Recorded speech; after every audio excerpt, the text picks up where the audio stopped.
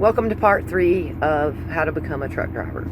So you've gone to school, you've passed all the tests, and you have your CDL. While you were in school, there will have been many representatives from companies that are hiring students, is what you'll be called, and they'll give you literature and different things. You might find a company out of them, you might not. So first thing you need to do is find out who hires students. What companies are out there that will hire you with no experience? And there's plenty of them. You can go to a truck stop and pick up some little books. They're always, like, as you're going in the door of different places that are hiring, and they'll give you a little bit of information, and then you need to start making some phone calls.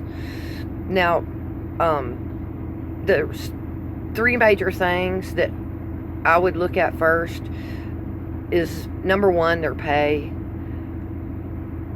their trucks, and their freight lanes, because you want to get paid as much as you can. It isn't a deal killer. You might take a job that pays a little bit less because they have something else that is attractive to you.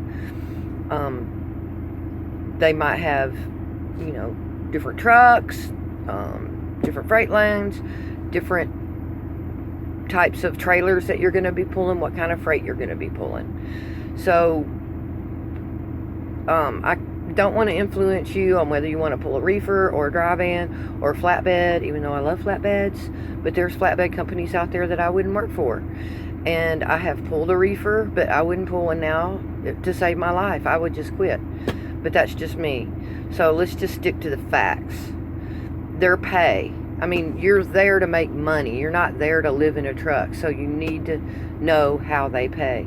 And there's all kinds of different lines on your paycheck. They're going to be real confusing. But the first thing you need to know is how much are they going to pay you per mile. Just make yourself a graph when you're calling these places and start filling it in. You need to know, some places pay by percentage. I don't think that's very common anymore, but I think they're still out there. I've never worked on percentage before, but I don't know that I would work on percentage. Some people swear by it, but I want to know what I'm going to get paid every time I pass a mile marker, period. And that, when I first started, it was like quarter, quarter, but even though I didn't make a quarter, when I started, it was 21 cents a mile.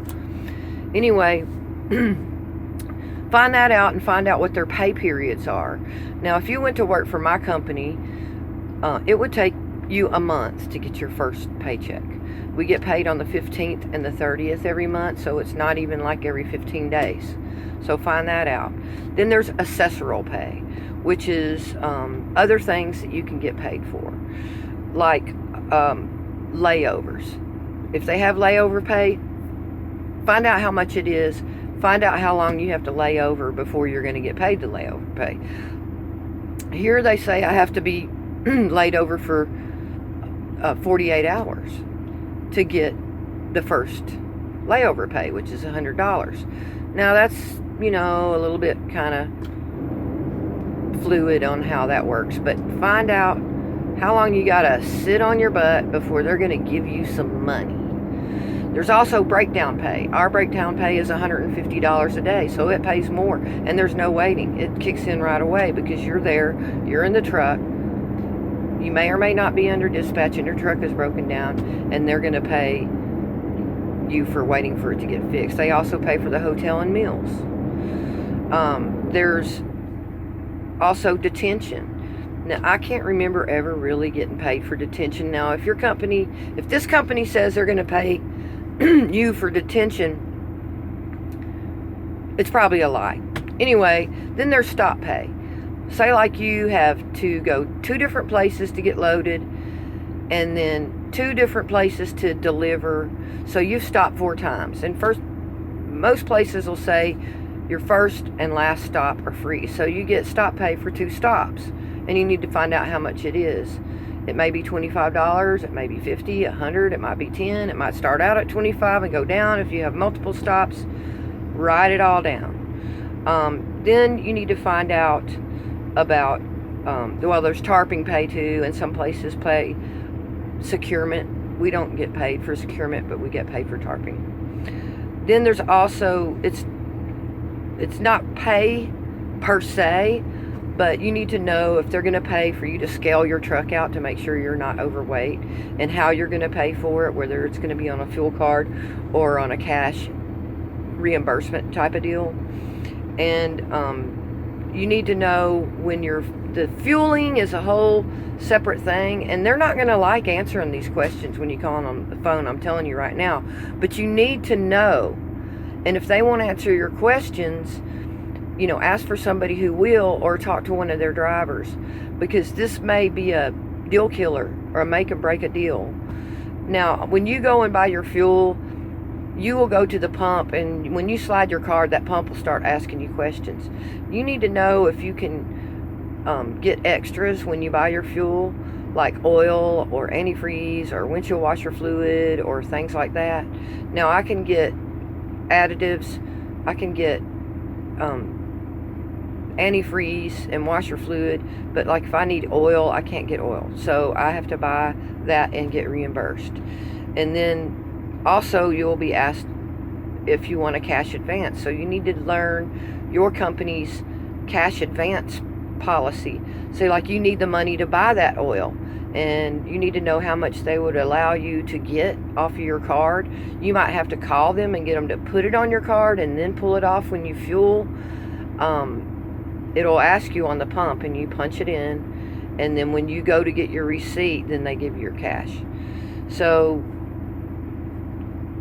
I won't even get into the paperwork thing, but all this kind of stuff is involved. But we're talking about how you're going to choose your company. And some of these things are deal killers for me, because I want to get paid. And you're first starting out in the industry, you won't have as much leverage because you don't have experience, but you need to find out, you might make a whole lot more money for this company A that you go to work for instead of company B. And it may not look like there's a whole lot of difference at first, but once you learn more about them, you realize, that you're going to make more money over here at this other company. If you don't have a CB radio, or if you're not hanging out in truck stops, you're really not going to have much of an opportunity to ask other drivers. So you're going to have to get on the phone and talk to these companies. And if they're not going to be transparent about these things, then you need to move on to the next one. Because if they're not transparent with you, calling and asking questions, you're going to get screwed, because they're hiding something, because it's undesirable things, and if you won't go, and that's how it works. So there's other things. Let's talk about trucks. I don't drive Volvos, and I don't drive Internationals, and that's just me, because when you see Volvos going down the road, it's usually somebody that, my experience is, they're jerks. But I mean, that doesn't really have anything to do with the truck, but it kind of does, because who wants to drive a Volvo? I won't even go into it, but International, same thing. It's not a total deal killer. It's not my thing. I'll drive Peterbilts and Freightliners, and that's all I want to drive. And I don't have to drive anything other than those, because I get to choose, and you do too. So there's another thing about trucks that's a deal killer, and that's slip seating. Now, if you're with a line haul company, then you're probably going to slip seat, and that's just what they do, driving day cabs. But what you want to find out about, do they slip seat sleepers? Because when you come home off the road on your home time, you don't want to have to clean everything out of your truck. You want an assigned truck, no slip seating. Trust me, you don't want to take all your crap out of your truck every time you go home, and then move all your crap back in the truck every time you want to go back out, because it sucks and it's time consuming and you don't get paid for it. The other thing is a fuel solution. And this is when they tell you where you're going to fuel and how much you're going to get, the end. You need to find out if there is some wiggle room in that, because you might go to a truck stop that they want you to fuel at, and you'll be like, oh my gosh, I'm never coming here again. But if you don't have any say in it, you're screwed. Every time you pass by that station, you're going to have to go in there. And some of them are really dangerous. So find out if you can get that solution changed, or if they even use one. My company doesn't use one. Fuel solutions are a deal killer for me. I want to fuel where I want to fuel, because I know where I can get in and out quickly and not waste a lot of time. And I know if I'm going to be in an area of the country that doesn't have TAs, then I want to make sure I fuel up at Flying J's. So when I get into the part of the country where there's no TAs, I'll have showers. And that might not make sense to you now, but when you start doing your trip planning, you're going to start thinking about all these little intricacies of not only how you're going to get the load there, but how you're going to take care of yourself. So that's something you need to find out from the company. And I know this video is getting long and there's a lot of information. The other thing you need to find out is about routing. Do they route you? Do you have to stay on those routes? Can you modify those routes? Can you decide how you're going to get from Nashville to Dallas? I mean, what if there's a backup on the interstate? Can you not get off on a U.S. highway and go around it? You need to find out, how that's going to affect you. Now, you can request a routing if you're not sure. Sometimes they have it built into the software on their satellites. That's also your logging device that's inside your truck. There's other things. Do they pay for tolls? Do they have what's called a pre-pass, where you'll get pre-inspected as you're passing by a scale house? Do you have to drive in every time? Do they have what's called Easy Pass, where you don't have to pay cash for your tolls and it automatically comes out of the transponder? Do they pay for reserved parking? What are their terminals like? Where's their terminal locations? Like, where are you going to park your truck when you take your time off? Are you going to live near a terminal and keep a car there? Or do you have to have a safe place to park your truck, like a truck stop or at your home or something like that? And when you're at the terminals, do they have showers? Do they have laundry? Are there places to eat? How are you going to get around? I mean, we have Uber now, but what if they're in a place where there's no Ubers? You need to know. And while you're at the terminal, do they have inspection lanes? Some companies, you pull into the terminal and it's like you've just rolled into a communist country.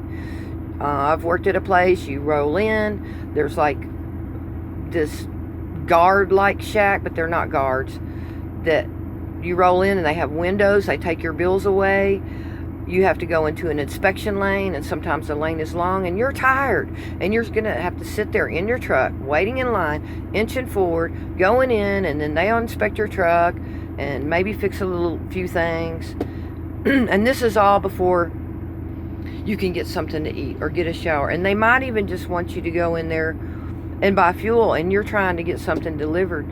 So, I mean, I don't like being held captive against my will. But other than that, it was a pretty good company. But, you're just going to have to look at all these things.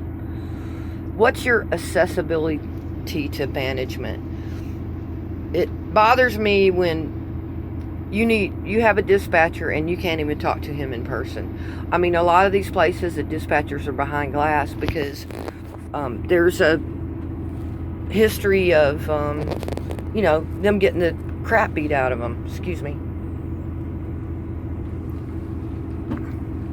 And what's your accessibility to management and upper management? The company that I work for, the terminal manager, I can walk into his office at any time. But like I said, there's only about 60 company drivers in this company, and then we have some owner-operators, not a whole lot.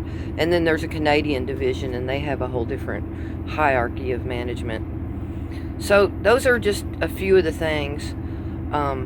You want to have a nice truck, and because you're going to live in it. And here's the thing, if you're driving over the road, the thing you need to look at in these trucks is that you need to have a power inverter and you need to have a refrigerator. And with that power inverter, you can hook up a microwave or a coffee pot or a hair dryer or any other electrical thing that you need. Don't be living like a caveman out there on the road. You need to have some amenities, and they need to pay you.